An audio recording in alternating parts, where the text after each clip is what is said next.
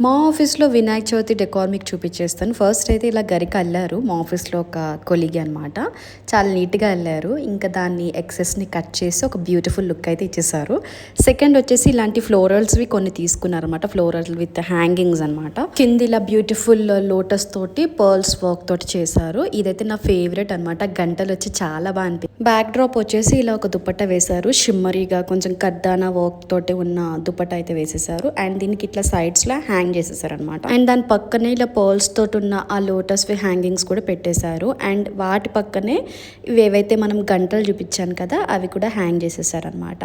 Look అయితే చాలా బాగా అనిపించింది. సింపుల్ డెకార్ చిన్న ప్లేస్లో చేసుకోవాలనుకుంటే ఇంత మినిమల్గా చేసుకుంటే బాగుంటుంది.